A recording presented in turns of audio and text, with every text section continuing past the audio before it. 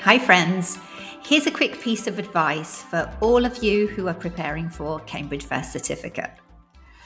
In the exam, you want to make sure that you stand out from the crowd, that you make yourself noticeable in a good way, obviously.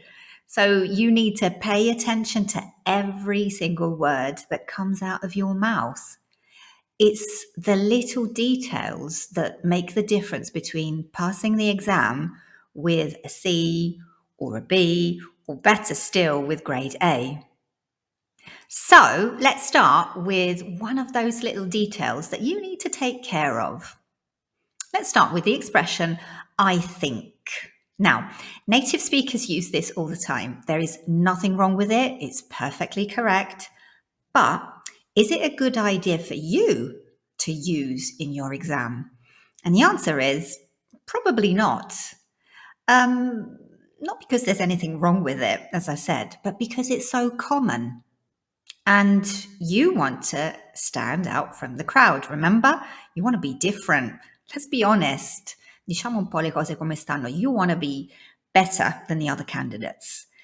And you've only got about 7 or 8 minutes in total to do so. It's not a lot of time. So let's take a look at some more interesting and more memorable alternatives. Number 1, if you ask me. If you ask me. Now, we use this expression to emphasize that what we're saying is our own personal opinion. If you check out the meaning of this expression in the Cambridge Online Dictionary, you'll see that this is considered to be very advanced language. It's at level C2. You need to use advanced expressions such as this one if you want to impress the examiners. So, if you ask me, this is the best strategy to pass your exam with flying colours. If you ask me, this is the best strategy to pass your exam with flying colours. Okay, let's take a look at another way of expressing our opinion. Expression number 2, the way I see it. The way I see it. Now, this is another way of saying from my perspective, per come la vedo io o a mio modo di vedere. Let's take a look at an example. The way I see it, cars should be banned from city centres. The way I see it, cars should be banned from city centres. Okay, so that's like saying, from my perspective, this is my point of view. Ready for another expression? Let's take a look at expression number 3. As far as I'm concerned. As far as I'm concerned.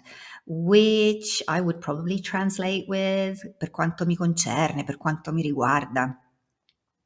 Sembra un po' un tongue twister, uno scioglilingua. So I guess this is one of those expressions that you might need a little bit of practice with, just to get your tongue around it. Keep repeating it until it sounds natural. Okay? Shall we have a look at an example in context? As far as I'm concerned, Italian food is the best food in the world. One more alternative to I think. Let's take a look. Expression number 4, I reckon. I reckon. Attenti qui, l'accento cade sulla prima sillaba, non sulla seconda. I reckon, non reckon. And what does this mean? I would say reputo, stimo, immagino. It's just another way of saying I think or I guess. For example, it's 6 p.m. I reckon John will be home by now. I reckon John will be home by now. Sounds better than saying I think John will be home right now or by now. No, allora, ovviamente ci sono tantissimi altri modi di dire I think. Io ti consiglio di cominciare a prestare attenzione a quante volte usi l'espressione I think quando parli in inglese.